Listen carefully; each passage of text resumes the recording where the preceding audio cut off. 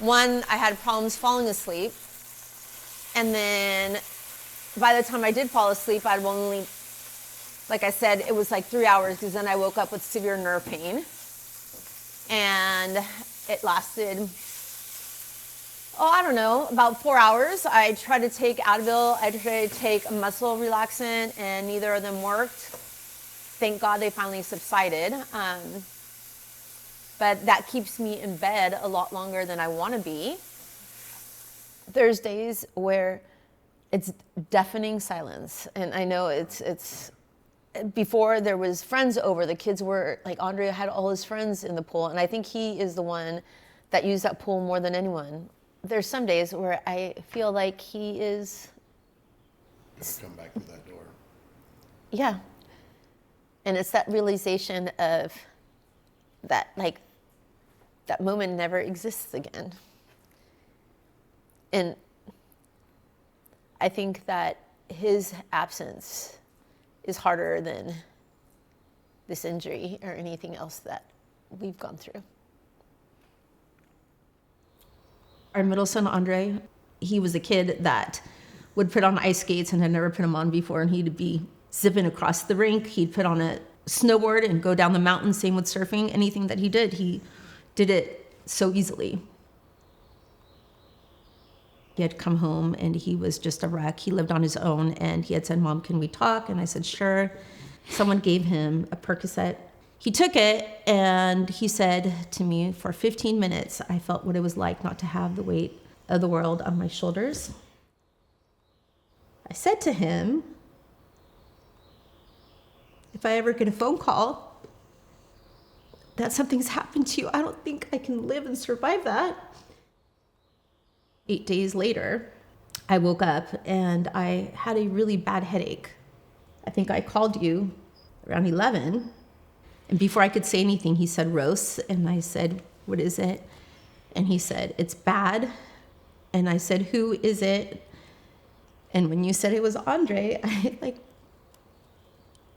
I was calling and texting him and he wasn't replying, and so I drove from my office over to his condo, and the door was open, which already seemed odd. And as soon as I walked in, I found him there laying on the ground. There you go. That's a good girl. This is probably one of my favorite parts of the morning, and people can say all that they want about the dog sitting up on the table, but I love it. You're amusing. Okay.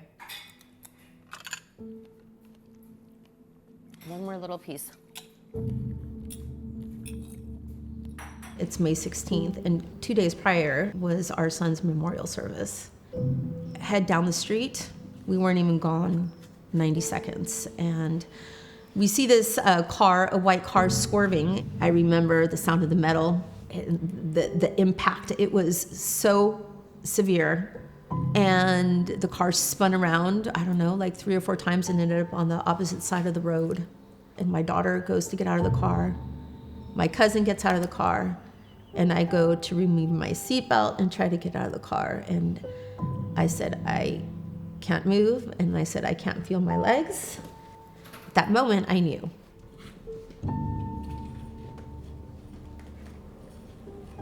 Andre's death was so severe, and then the impact of the injury so shortly after. I really didn't have a will to live. And I remember you at some point just telling me to hold on. You held my hand and you were crying and you were just like, "You got to hold on." Or at least holding my hand. But there are places where we've had to do that. No. But definitely just holding hands like this instead of using my crutches. He was at my bedside every single day, was holding my hand and let me grieve, let me weep, let me suffer, let me feel everything. I probably was tighter wound before and argumentative over topics, and through experience and time, I realized that those aren't going to help in this situation. That calm, steady, play the course, find out the information you need. I would take her wherever she needed to go that had a solution. And I think that is one of the most amazing parts of this very hard, tragic story is this beautiful blossoming.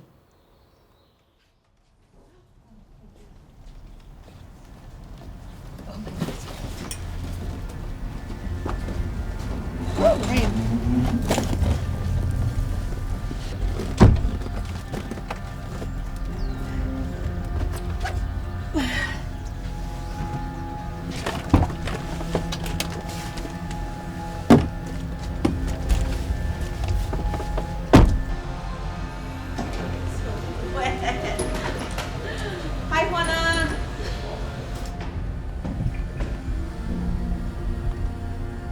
The perfect step is somewhere where you go to find yourself again. I have a family that I get to go to that loves me and makes me feel whole.